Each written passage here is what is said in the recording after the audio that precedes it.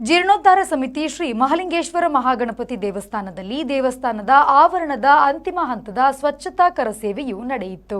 ಮಹಾಲಿಂಗೇಶ್ವರ ಮಹಾಗಣಪತಿ ದೇವಸ್ಥಾನದ ಬ್ರಹ್ಮಕಲಶೋತ್ಸವದ ತಯಾರಿಯು ಜೀರ್ಣೋದ್ಧಾರ ಸಮಿತಿಯ ಅಧ್ಯಕ್ಷರಾದ ಡಾಕ್ಟರ್ ಕೆ ಪ್ರಕಾಶ್ ಶೆಟ್ಟಿಯವರ ಮುಂದಾಳತ್ವದಲ್ಲಿ ದಾನಿಗಳ ಉದಾತ್ತ ಕೊಡುಗೆಯಿಂದ ಊರ ಪರವೂರಿನ ಭಕ್ತರೆಲ್ಲರ ಸಹಕಾರದಿಂದ ಕಟ್ಟಡ ಕಾಮಗಾರಿ ನಿರ್ವಹಣಾ ಸಂಚಾಲಕರಾದ ನವೀನ್ ಎನ್ ಶೆಟ್ಟಿ ಹಾಗೂ ಪ್ರೇಮನಾಥ ಶೆಟ್ಟಿ ಮೇಲ್ವಿಚಾರಿಕೆಯಲ್ಲಿ ಮುಕ್ತಾಯದ ಹಂತ ತಲುಪಿದ್ದು ಬ್ರಹ್ಮಕಲಶೋತ್ಸವದ ಕ್ಷಣಗಣನೆ ಆರಂಭವಾಗಿದೆ. ಊರಿನ ಗ್ರಾಮಸ್ಥರು ಸ್ವಯಂ ಪ್ರೇರಿತರಾಗಿ ಅಂತಿಮ ಹಂತದ ದೇವಸ್ಥಾನ ಆವರಣದ ಸ್ವಚ್ಛತಾ ಕಾರ್ಯಕ್ರಮದಲ್ಲಿ ಉರಿಬಿಸಿಲಿನ ತಾಪದಲ್ಲಿಯೂ ಉಲ್ಲಾಯನ ಸನ್ನಿಧಿಯ ಸೇವೆಯಲ್ಲಿ ತಮ್ಮನ್ನು ತಾವು ತೊಡಗಿಸಿಕೊಂಡರು.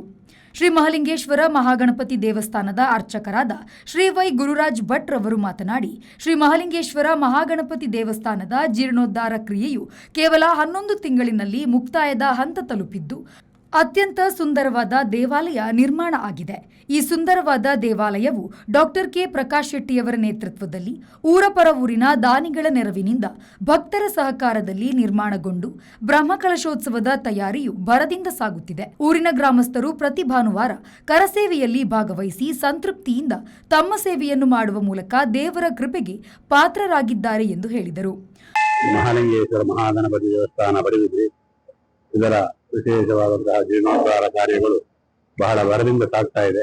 ಕೇವಲ ಒಂದು 11 ತಿಂಗಳಲ್ಲಿ ಅಂದ್ರೆ ಕೂಡ ಈಗ ಮನೆ ಕಟ್ಟಲಿಕ್ಕೂ ಸಾಧ್ಯ ಇಲ್ಲ ಅಂತಹ ಸ್ಥಿತಿಯಲ್ಲಿ ಈಗ 11 ತಿಂಗಳಲ್ಲಿ ಈಶ್ವರ ಮಠದ ಗಣಪತಿಯವರ ಗರ್ಭಗುಡಿ ಸಹಿತ ಸುತ್ತ ಪೌಳಿ ಇದೆಲ್ಲ ನಿರ್ಮಾಣ ಆದದ್ದು ಬಹಳ ಒಂದು ವಿಶೇಷ. ದೇವತಾ ಅನುಗ್ರಹ ಇದ್ರೆ ಮಾತ್ರ ಇಂತಹ ಕಾರ್ಯಗಳೆಲ್ಲ ಸಾಧ್ಯ.